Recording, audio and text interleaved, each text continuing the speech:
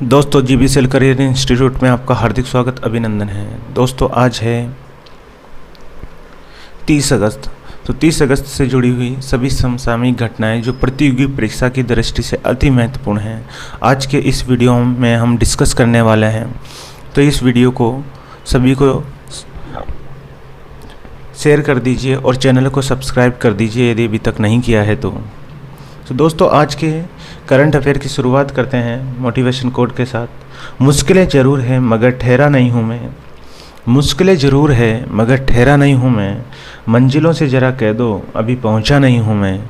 तो अपने आप को, संघर्ष को और अपने आप को तैयार कर लीजिए रोज़ाना मेहनत करने के लिए। जब तक अपने लक्ष्य की प्राप्ति नहीं हो जाती और माँ बाप के सपनों को उड़ान नहीं मिल जाती, उस वक्त तक तुम्हें मेहनत करनी है, उस समय तक तुम्हें संघर्ष जारी रखना है। तो दोस्तों आज के पहले क्वेश्चन की शुरुआत करते हैं।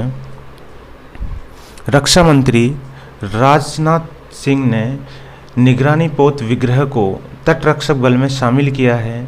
इसका निर्माण किस कंपनी के द्वारा किया गया है? तो निगरानी पोत विग्रह का निर्माण Larsen and Toubro shipyard building limited Gujarat के द्वारा किया गया है।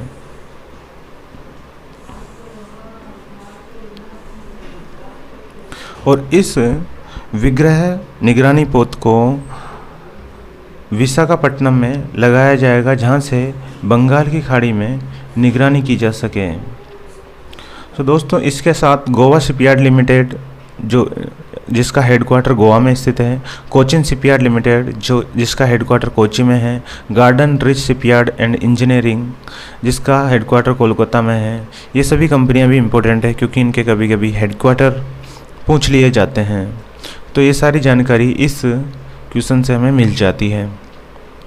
क्वेश्चन नंबर 2, 2021 का फोटोग्राफी ऑफ द ईयर किसे दिया गया है? तो 2021 का photography of the year Pubru Basu को दिया गया है। और पुब्रू बसु ने 2021 में फ़ोटोग्राफी के लिए अप्लाई किया था। और ये अवार्ड वर्ल्ड फोटोग्राफी ऑर्गेनाइजेशन के द्वारा दिया जाता है। तो ये सारी की सारी जानकारी इस क्वेश्चन से हमें मिल जाती है। अगस्त 2021 में केंद्र सरकार द्वारा BH रजिस्ट्रेशन शुरू किया गया है।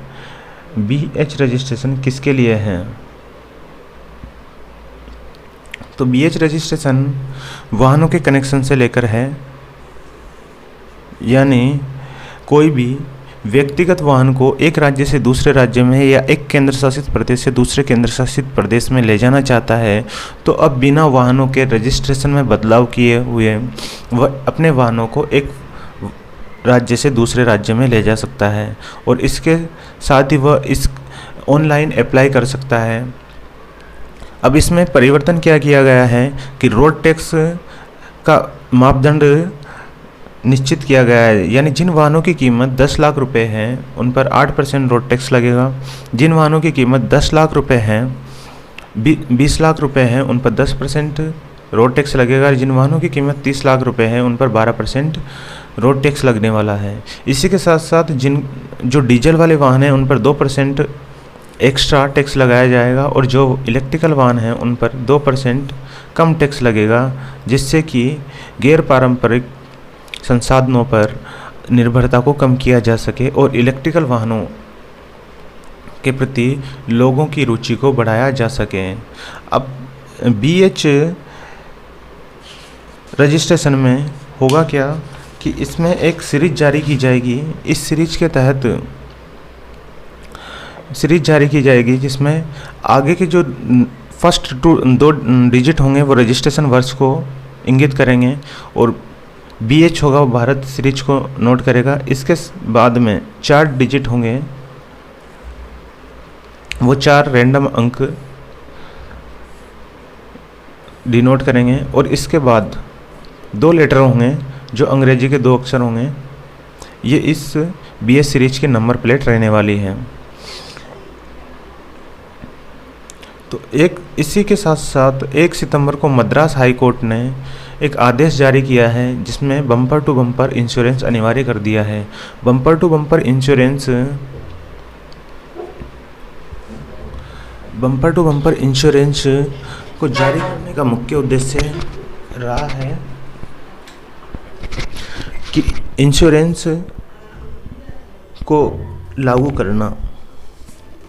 इससे इसकी पॉलिसी है कि 5 वर्ष के लिए ड्राइवर, पैसेंजर और वाहन के मालिक का इंश्योरेंस किया जाएगा और इंश्योरेंस 100% होगा।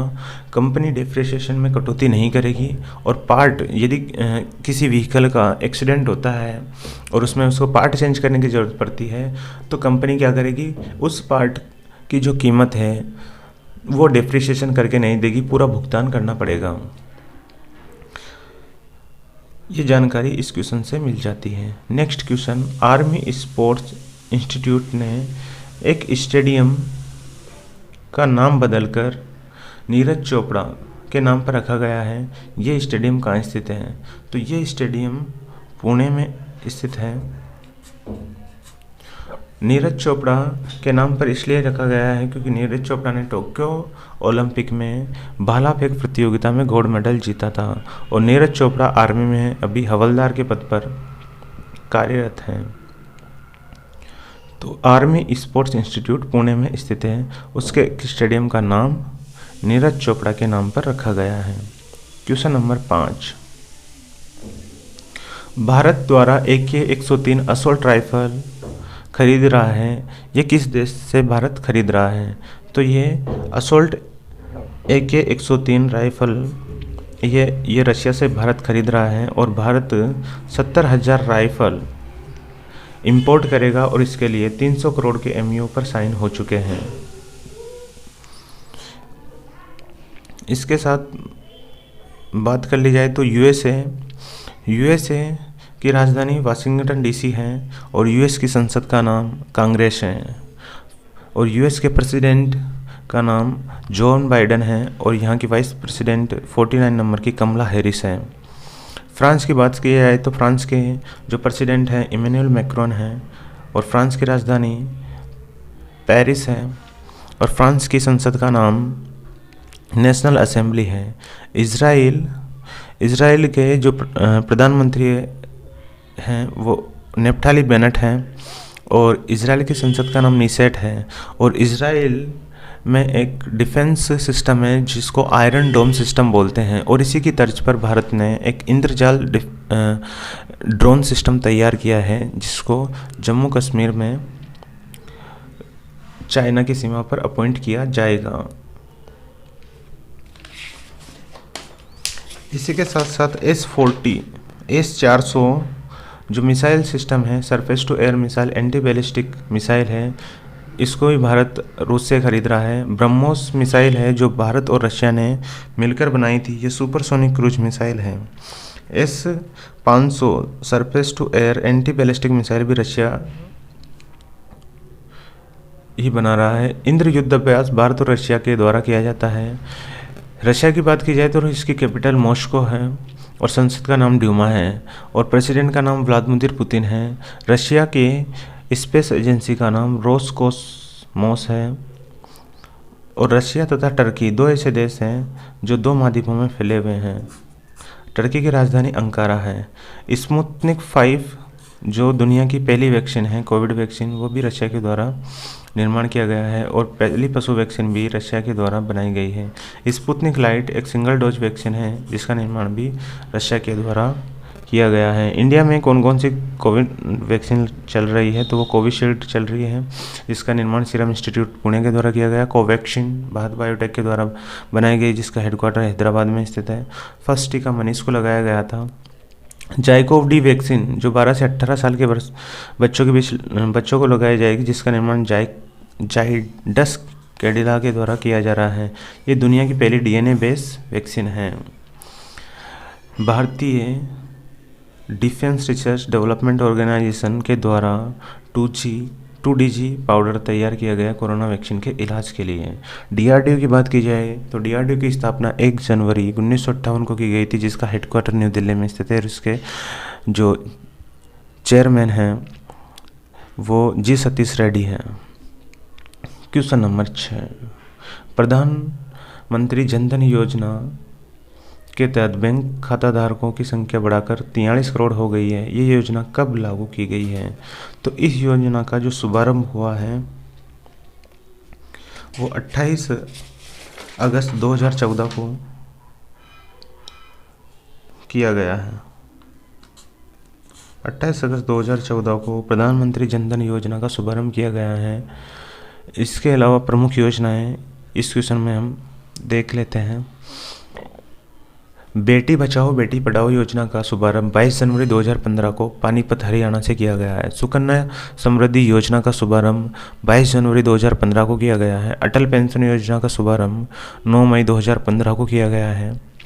पीएम आवास योजना जिसका शुभारंभ 25 जून 2015 को किया गया है। स्मार्ट सिटी योजना इसका शुभारंभ 25 जून 2015 को किया गया है और पहली स्मार्ट सिटी भुवनेश्वर है तथा 100वीं स्मार्ट सिटी शिलोंग है।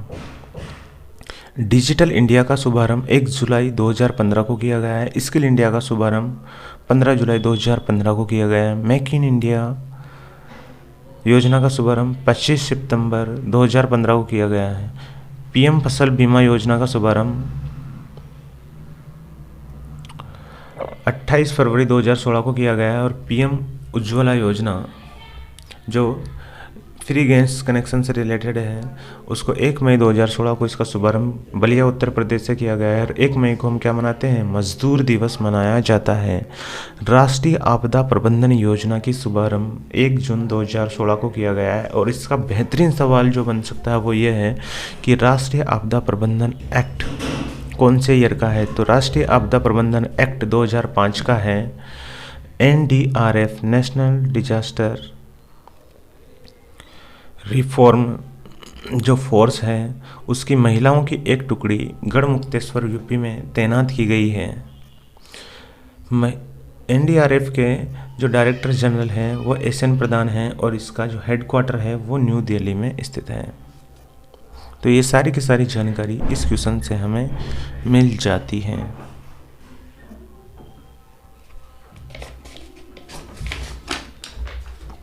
उड़ान योजना उड़े देश का आम नागरिक इसका शुभारंभ 21 अक्टूबर 2016 को किया गया है। सौभाग्य सहज बिजली हर घर योजना इसका शुभारंभ 25 सितंबर 2017 को किया गया है। क्वेश्चन नंबर 7,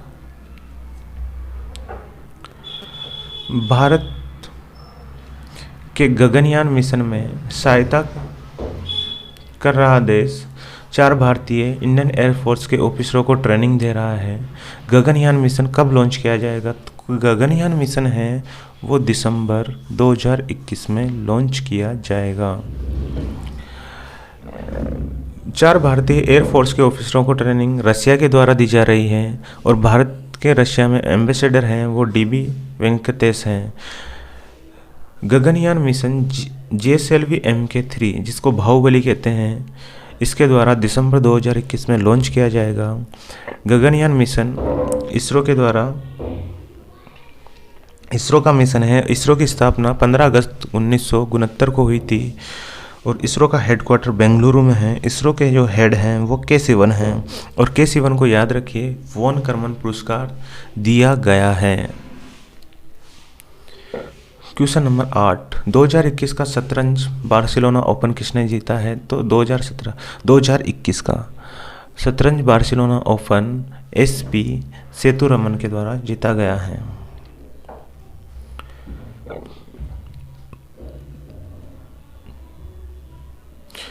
क्वेश्चन नंबर 9, लघु उद्योग दिवस कब मनाया जाता है? तो लघु उद्योग दिवस 30 अगस्त को मनाया जाता है।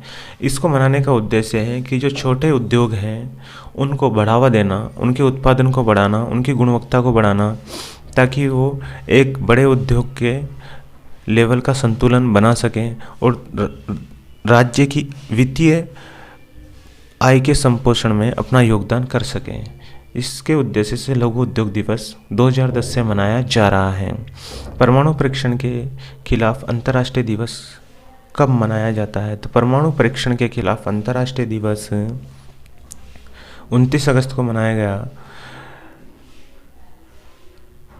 इसमें परमाणु परीक्षण को रोककर वैश्विक शांति स्थापना करने का उद्देश्य रखा गया है।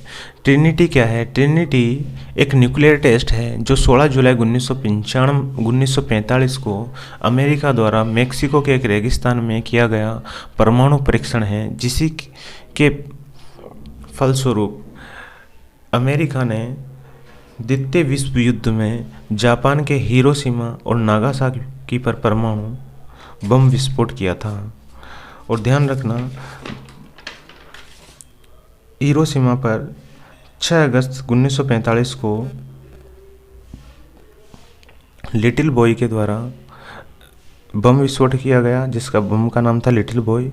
और 9 अगस्त को 1945 को नागासाकी पर परमाणु बम गिराया, जिसका नाम था फेट बॉय।